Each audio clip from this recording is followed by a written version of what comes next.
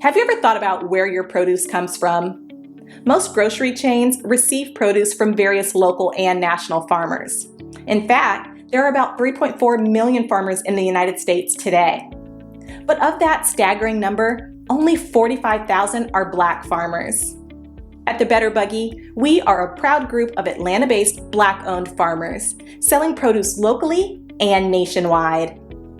Our easy-to-navigate online platform makes it easy for you to make a one-time purchase or to simplify your life by subscribing to our weekly produce box. Whichever frequency you choose, you can order with confidence, knowing you'll receive 100% organic farm-fresh produce. If you're looking for a thoughtful gift for a loved one that they'd actually find useful, be sure to pop by our online store where you can snag a gift card your recipient can use to order their own produce and t-shirts. Ready to start supporting local Black-owned farms and making healthier food decisions? Visit thebetterbuggy.com now to start shopping. Earlier this month, the Isle of Wight NAACP is demanding change after meeting with Town of Windsor officials. They say the way forward is better police training, so that what happened to Army Lieutenant Caron-Narazio doesn't happen to anybody else. Chapter President Valerie Butler is working to get at least one African American elected to Windsor Town Council. NAACP currently is working on voter education and voter registration. One of the other things that I have focused on, leaders in the community that has a concern about the community, why don't you run for public office? What they're talking about is how to make Windsor better. We have the same vested interest in that. The group is still calling for the police chief's resignation, as well as Officer Daniel Crocker. He's one of the two officers involved in the December traffic stop. The other officer has been fired. This midday, we're hearing from Lieutenant Nazario for the first time. Our sister station in New York City was there as the Brooklyn Borough president honored the Army officer with a special proclamation this week. Nazario grew up in Brooklyn, surrounded by family. He spoke about his experience. He said he couldn't say much due to his lawsuit against Windsor police, but said it's been a challenging time for him and his family. Through this challenging experience, we've seen an outpour of love and support around the world. So I would like to say thank you to my home community, Bedford-Stuyvesant, all of Brooklyn, everyone around the world. Brooklyn community leaders say Nazario is a respectful young man, and it's his discipline that kept the situation from a deadly outcome. Okay, ladies and gentlemen, you heard Lieutenant Caron-Narazio speak, and he's a Brooklyn resident. So he comes out of Brooklyn, New York. So this is 10wave.com on your side. April 22nd, 2021. The Army officer involved in the controversial traffic stop in Windsor is speaking publicly about his experience for the first time since the encounter.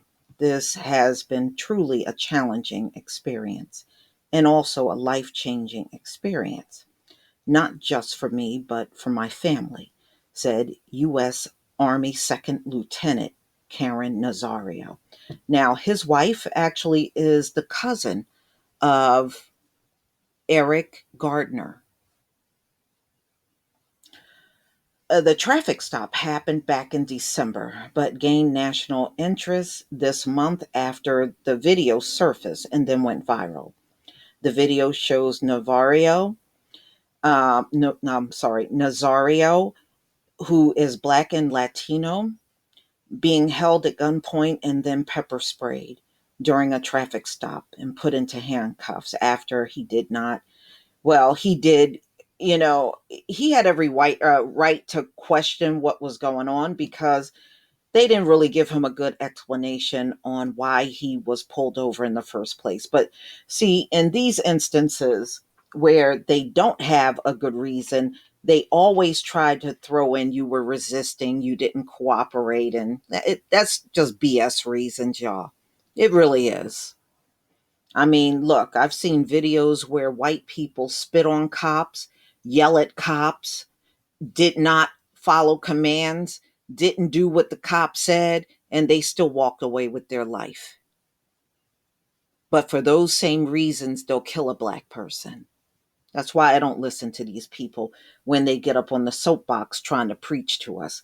They, number one, they have no right to talk to Black people about the military, and they got a legacy of lynching Black men.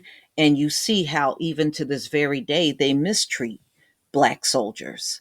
But they want to get on the soapbox and preach to us about the military, especially during the time of Colin Kaepernick. These folks don't have no business preaching to anybody about the military. They have a horrible legacy with Black soldiers to this very day. I saw some old raggedy looking uh, dude sitting in a wheelchair trying to cuss out a Black military man. And I'm looking at him, I was like, your ass can't even walk. You can't even defend yourself. And you're talking trash to a Black soldier?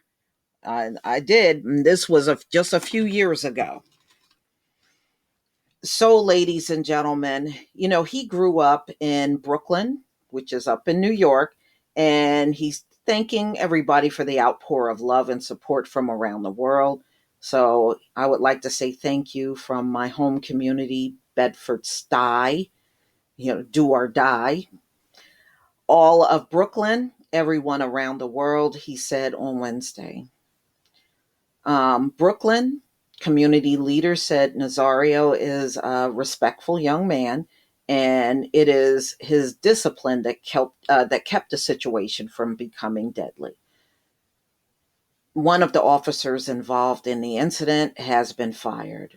On the same day as the proclamation in New York, the Isle of Wight NAACP chapter met with town leaders in Windsor and called for resignations of other officers in Windsor Police Chief Rodney Riddle.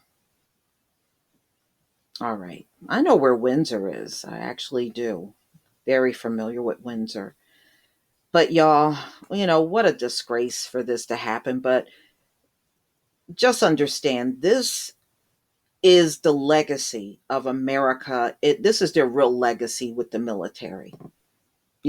See, they'll do something like this, and let's say it was a war between Russia and the US. They would actually respect, they'll treat the Black soldier bad but want the Black soldier on the front line to fight. These people are definitely a walking contradiction. It is just a monstrosity, for real. That's why I never pay them any mind when they get on their rants about Black people in the police and Black people in the military. I guess they just need to entertain themselves every once in a while. Who knows, But it don't pay to sit around saying you support the military, and we see homeless military members on the streets of America. We see Black soldiers in multiple videos being mistreated. Okay, you just start looking silly after a while. But I guess after all this time, why would you care about looking silly? For real. But y'all, please tell me what you think. I'm glad this brother is okay. I'm glad that he was able to make it home after everything that happened. Because in too many cases, we have seen people that look just like him end up dead, unarmed, no threat to the cop, but you're pulled over for these bogus reasons, and the outcome in most cases are deadly. So he was definitely lucky to walk away with his life. But please tell me what you think. Please leave your comment and subscribe. Don't forget to hit on the notification bell, and I'll see you on the next video. Peace, family.